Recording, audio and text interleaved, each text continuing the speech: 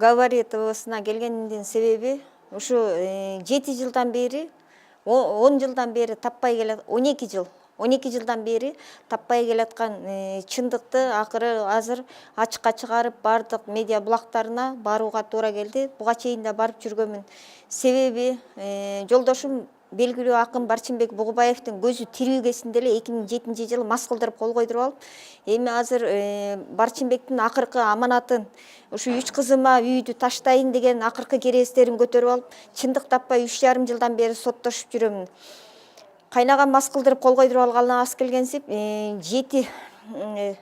мындан 30 жыл мурун ажырашып кеткен, башкача айтканда 1989-жылы ажырашып кеткен аялы Мамытова кымбаттап келип, ошого үйдү каттатып берип койду. Бул жерде азыр сотто, Октябрь райондук сотунда жарым-жартылай менин чечимиме чыкты. Барчынбек Бугубаевди действительно арак ичирип кол койдуруп алгандыктан, жана ошондой эле ошол баласына кол коюп берип атканда абдан мас болгондуктан, анын арак ичип кол койгондугу боюнча наркологиядан аныктамалар чыгып, 2-3 стадиядагы алкоголдук ичимдикти ичкен деген аныктама менен колу жокко чыккан. Эми азыр Асанбеков Жолдошбек айтып атат, менин иним таптакыр арак ооз ичи эмес, ал белгилүү акын болчу деп. Ооба, белгилүү акын болчу. Бирок ошо белгилүү акын Барчынбек Бугубаевдин көзүнүн тирүү кезинде ушу Жолдошбек Асанбеков же болбосо биринчи аялы Мамытова кымбат, биринчи аялынын баласы Бугубаев Шамил бир да жолу келип сураган эмес. Бугубаев Шамил келип сурамак тургай, Барчынбекти үйүбүздү бошоткула деп бир канча жолу сабаган. Урматтуу Сооронбай Шарипович, мен баягы күнү чындыгында эле мурдадагы Фейсбуктан чыккам. 6 февраль күнү Фейсбуктан тартып алып кетирген. Мен анда чындыгында эле балаңды өлтүрүп кетебиз деген бир канча жолу эскертүүнү мага Бугубаев Шамил берген. Акыры Нарын районунун Четнура айылындагы Жуман деген киши биринчи жолдошумдун байкеси Тариел байкеме үйүнө чейин барып, биринчи аялы каякта, иниңдин баласы каякта деп артынан аябай издөө сала башташкан. Мен ошондон коркуп, ыйлап көчөдө жүргөндө бир бейтааныш аял келип эле кафеде чай ичип отурган жеримен тартып алган. Алында аябай мен шок абалында болчумун. Бул айтылган сөздөр мага айтылып аткан, сиздин атыңызды группалашымын деп, атыңызды жамынып алып Сооронбай Шариповичтин группалашы болот, мен Жолдошбек атам, сени өлтүрүп кетсек дагы жаап коебуз деп айтылган сөздөр чындык.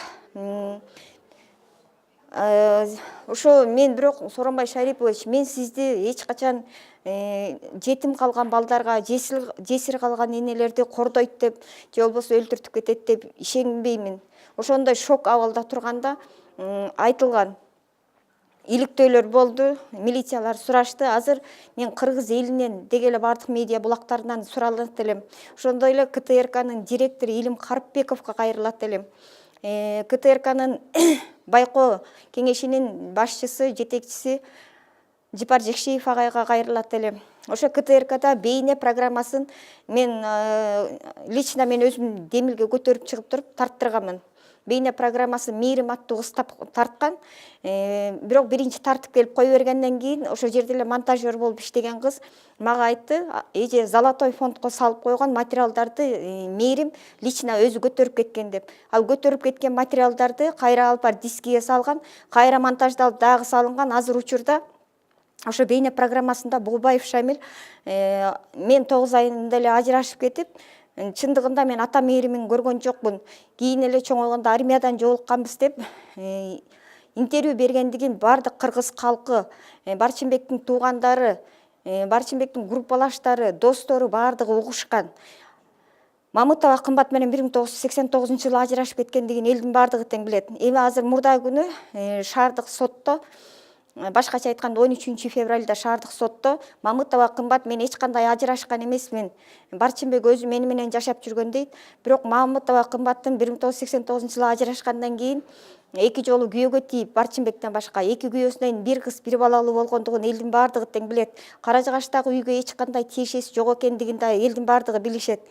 Жолдош Илим Карпбеков, мен сизден өтүнөрүм, ушу кыргыздардын тарыхы болгон эң чоң аярлуу бардык видео материалдар сиздин КТРКда алтын фонддо сакталып турат.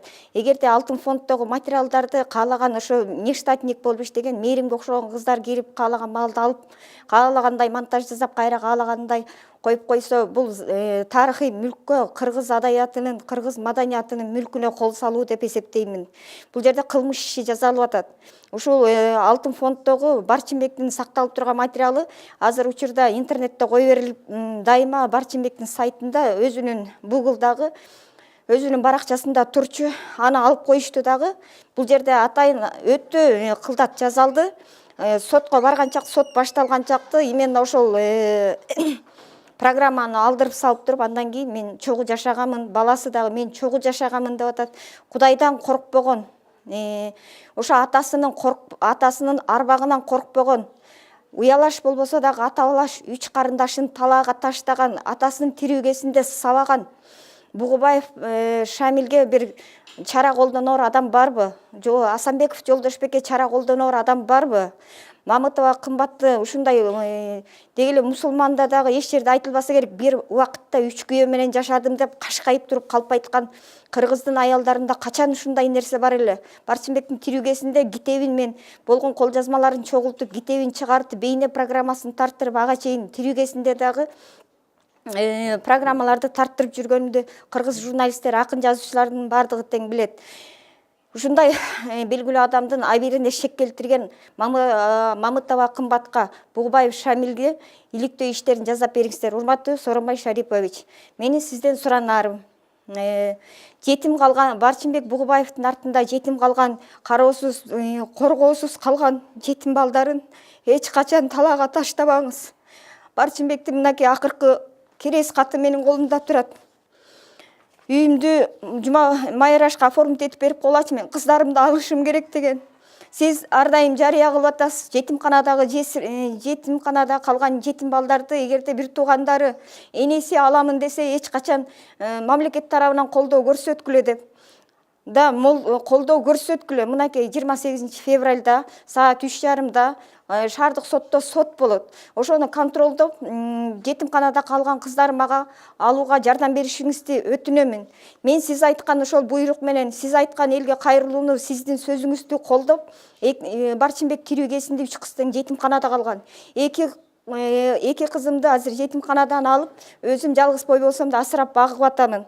Андан сырткары азыр дагы бир эң жакын көргөн, жакшы көргөн ортончуксу Каныкей азыр Белоцкийдеги жетимканада жатат. Ошол жетимканада жаткан Бугубаев Барчынбектин кызын жетимканадан алып, атасындай асырап алууга жардам берүүңүздү Кыргызстандын атасы катары суранамын сизден.